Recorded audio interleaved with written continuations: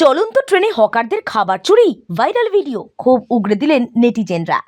চলন্ত ট্রেনে হকারদের ঝুড়ি থেকে চুপি চুপি খাবার চুরির অভিযোগ, সেই ভিডিও নিয়েই তোলপাড় সোশ্যাল মিডিয়া। হকারদের অসহায়তার সুযোগ নিয়ে একদল যাত্রী যেভাবে চুরি করছেন তা দেখে রীতিমতো স্তম্ভিত নেটিজেনরা। ঘটনায় প্রশ্ন উঠছে যাত্রীদের একাংশের নৈতিকতা, সৌজন্যবোধ নিয়ে। সম্প্রতি এক্স হ্যান্ডেলে ছড়িয়ে পড়েছে একটি ভিডিও। দেখা গেছে ট্রেনের উপরের বার্থে শুয়ে থাকা এক ব্যক্তি হকারের ঝুড়ি থেকে লুকিয়ে খাবারের প্যাকেট তুলে নিচ্ছেন। হকার বিষয়টি টের পাননি।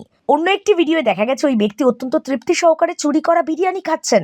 এখানেই শেষ নয়, আরেকটি ভিডিওয়ে দেখা গেছে ট্রেনে ভিড়ের সুযোগ নিয়ে উপরের বার্থ থেকে কোল্ড ড্রিঙ্কস, জল, স্ন্যাক্স হাত সাফাই করছে।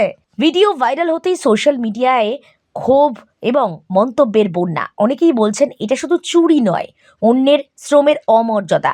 হকাররা সারাদিন খাটছে, সামান্য উপার্জন করার চেষ্টা করছে সৎভাবে, আর এভাবে চুরি, এটা কেমন মানসিকতা?